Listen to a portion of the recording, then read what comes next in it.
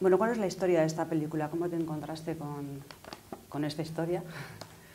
¿Y por qué decidiste contar esto, si es que fue idea tuya?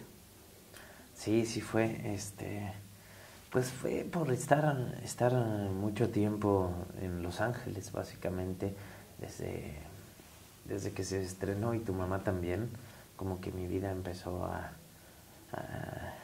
pedirme que brincar esa frontera constantemente, ¿no? California es un estado que, digamos que emana la lucha y la filosofía de este movimiento, ¿no? Que es un lugar que está lleno de personas que han migrado, que están trabajando en condiciones muy difíciles, incluso hoy, ¿no? Pero un lugar que definitivamente festeja y celebra la existencia no solo de César Chávez, sino de todos aquellos que en ese movimiento entregaron la vida, ¿no? Digamos que el trabajador del campo tuvo que esperar más de 30 años para vivir las bondades que en todas las otras industrias se vivieron en los 30, ¿no? El derecho a ser representados por un sindicato, el derecho a organizarse, lo consiguieron hasta los 60, mediados de los 60. Y fue gracias a este movimiento. Y lo que este movimiento logró es algo que nadie pensaba posible, ¿no? Es un movimiento que está generado por la gente, ¿no? No hay nadie jalando los hilos, no hay un sí, no hay un objetivo más allá de cosas muy básicas, ¿no? De derechos que ni siquiera nos preguntamos cómo es que tenemos, ¿no? Y de repente esta comunidad de la cual nadie esperaba nada logró sensibilizar al consumidor en Estados Unidos y logró que su historia saliera no solo de su estado, sino del país, ¿no? De repente Europa reaccionó y la presión fue tal que lograron un cambio, ¿no?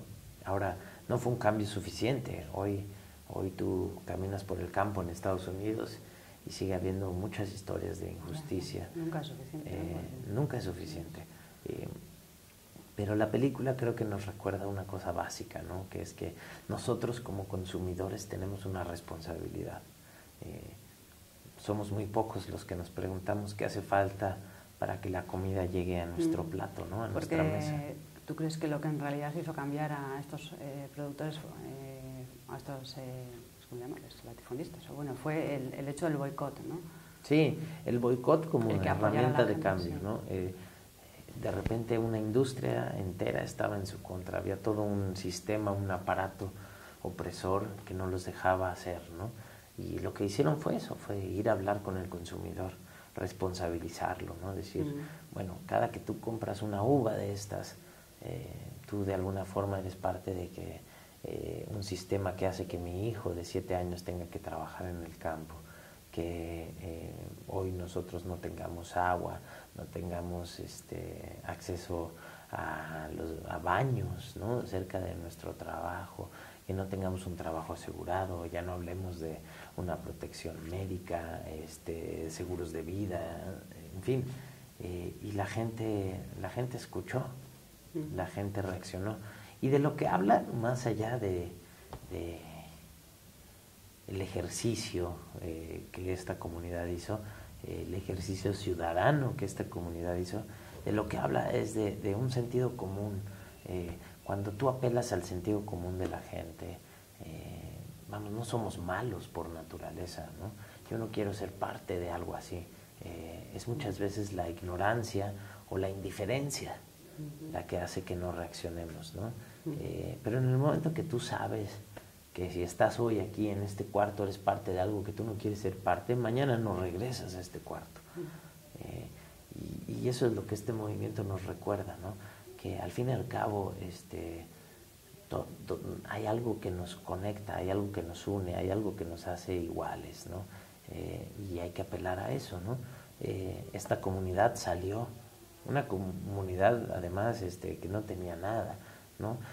Salieron, viajaron por todo Estados Unidos sin hablar inglés, sin haber salido nunca de esos pequeños pueblos donde vivían, salieron a tratar de comunicar su historia, ¿no? Y lograron un efecto dominó impresionante, ¿no? Lo que esta película intenta es no solo hablar de ese efecto, sino de ese poder que tenemos todos de cambiar nuestra realidad, de ser, de diseñar nuestra realidad, de ingerir en nuestra realidad, ¿no? ¿La película es fiel a los hechos o hay alguna parte que...? Porque no has hecho un documental. No, es una ficción en el sentido de que la película intenta hablar de las relaciones íntimas, personales, de la familia, del núcleo. Documentales hay muchos de la época, ¿no? Es un movimiento muy bien documentado, es un movimiento del que no solo hay documentales, hay muchas grabaciones, muchos libros, muchos artículos, muchos textos, muchos discursos que dio César, que te aclaran muy bien qué pasaba y cómo era cómo fue que este movimiento se dio. Según yo, lo que hace falta es justo eso, una mirada íntima de estos personajes que estuvieron dispuestos a sacrificarlo todo. ¿Y la figura de César Chávez es suficientemente conocida en Estados Unidos, por ejemplo? Ni en Estados Unidos, ni en Latinoamérica, no. Muy poco se sabe, no solo de César, sino del movimiento, de quienes estaban detrás de él, de lo que perseguían, de los obstáculos que tuvieron que pasar. No, fíjate que es una historia que no mucha gente quiere escuchar, porque te confronta con una realidad que no ha resuelto 60, el problema. ¿no? Están aquí mismo, los años 60 que están... Pero no solo eso, hoy en día, hoy sigue habiendo, por ejemplo, cuando sacamos la película se hizo un trabajo documental por Florida, se encontraron muchos niños trabajando en el campo. Hoy en día hay mucho que preguntarse sobre la realidad del campo en Estados Unidos, y hay una pregunta más absurda incluso, creo yo, es por qué hoy hay tantos trabajadores que son millones, que hacen que Estados Unidos sea el país que es y que no son reconocidos, que no gozan de los derechos mínimos que cualquier ciudadano merece, ¿no? Hoy hay esta nueva forma de la esclavitud, de alguna forma, donde, te digo, hay un número altísimo de trabajadores que sostienen una economía y que no son reconocidos, ¿no? Hay una reforma migratoria que es indispensable, que no se ha dado, ¿no? Y esta historia te confronta con esa realidad, ¿no? Y nadie quiere ser parte de eso. Nadie quiere sentirse siquiera responsable, ¿no? Pero coexistir con esta realidad ya te hace responsable, inevitablemente. Bueno, no sé si lo convenciste o cómo fue la entrada de Malkovich en el proyecto. Con John llevamos muchos años ya trabajando. Fue productor de mi primera película de ficción, de Abel. Yo trabajé en una obra de teatro que él dirigió en México. Yo actué y produje, él dirigió y produjo también. Luego, como productor, lo llevé a México también con su ópera.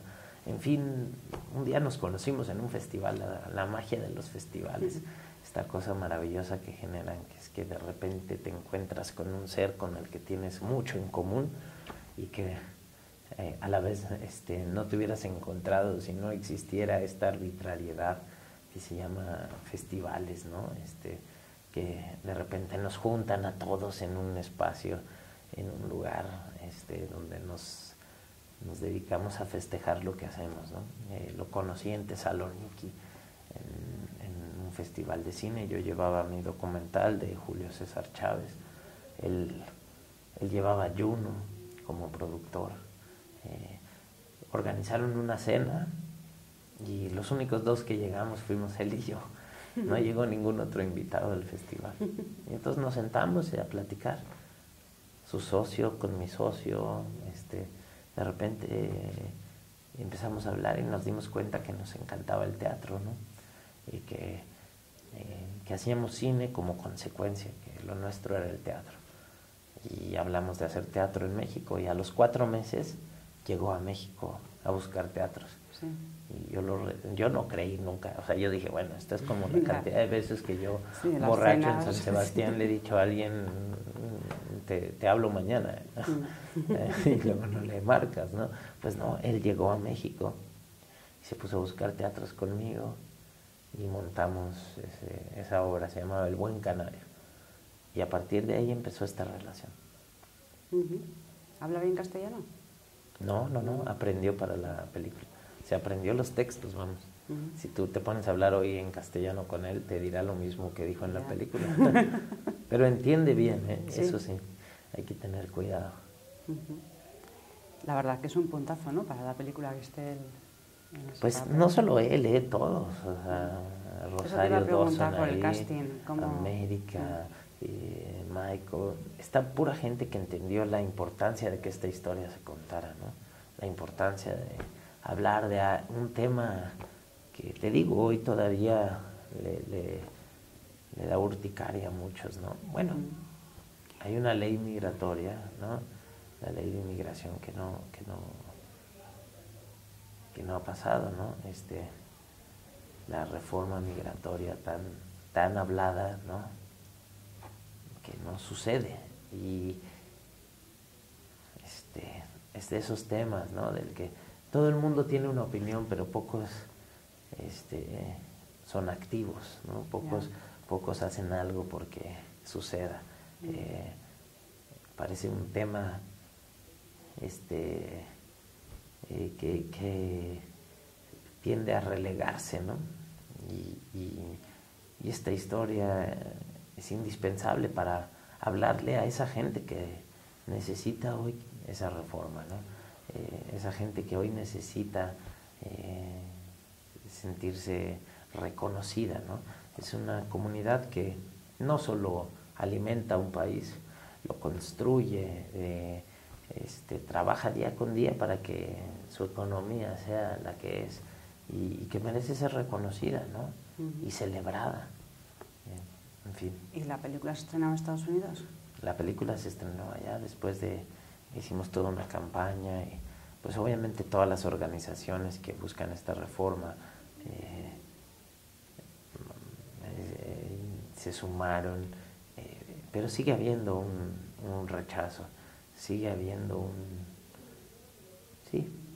un rechazo en cuanto en cuanto a que ¿has encontrado dificultades para la distribución, por ejemplo? No, la película se distribuyó, la película fue bien, la película se estrenó, quien habló de ella, quien quiso pudo hablar de ella, pero mi punto es que esa reforma no ha llegado, ¿no? Ya, bueno, eso ya son... Pero esa comunidad sigue creciendo, primeras, segundas, terceras generaciones. El día que los latinos entiendan el poder de su voto, el día que ejerzan ese poder en las urnas, es una comunidad que puede decidir una elección y que va creciendo. Es inevitable que eso llegue, ¿no? ¿Buscó mucho para encontrar al actor que iba a encarnar a Chávez? Sí, bueno, no. La verdad es que yo sabía desde un principio que Michael era una gran opción, pero decidí hacer todo el proceso que uno normalmente hace, ¿no? Abrir casting, ver actores, abrir un casting fuera del mundo de los actores que hacen cine, ¿no? Porque también es una industria que le da muy poco espacio a los latinos, ¿no? Entonces, no necesariamente un latino con la capacidad de hacer este personaje está haciendo cine. Muchos terminan haciendo otra cosa porque la industria les da eso, pues muy pocas oportunidades. Entonces abrimos un casting para gente que hace radio, o simplemente gente que se creía capaz, ¿no?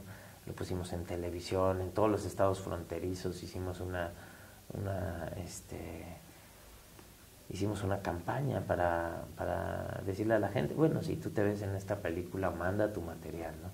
Nos llevó un tiempo hacerlo, pero cuando me senté con Michael a trabajar me di cuenta que pues, la búsqueda era inútil, ¿no? Que él era, en muchos sentidos, él entiende esta experiencia, la de una primera generación.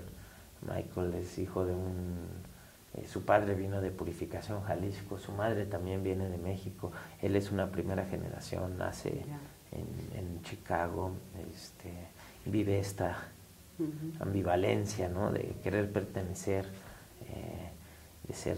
de saber que vienes de un lugar que no vas a conocer, porque obviamente no puedes regresar, porque sus padres pues, no podrían volver a entrar. Entonces, quieres pertenecer a un país, sabes que vienes de un lugar que nunca vas a conocer, en tu casa te hablan en español, en la escuela es en inglés, eso que le tocó vivir a Chávez, ¿no? Él lo entiende perfectamente y su trabajo era casi instintivo, ¿no? Sus instintos ya eran correctos, ¿no? Es lo que quiero decir. Vale. ¿Y qué te iba a preguntar? Bueno, aparte de esta película, ¿en qué otras cosas te has metido? ¿Tienes algún trabajo también como actor o vas a seguir por este camino de director? Pues las dos cosas. Ahora estoy por dirigir mi tercera película de ficción. Sí. Estoy ya preparándola y estoy a punto de empezar a... ¿Con una historia tuya? A filmar. Sí, el mismo combo que hicimos en Abel. Augusto Mendoza y yo escribimos un guión y la estoy preparando ahorita para filmar. ¿Se puede adelantar algo? Se llama Mr. Pig. Es la historia de un granjero estadounidense. Es un road movie por México de un granjero y su cerdo. Una historia muy divertida. Muy bien. Pues nada más. Gracias.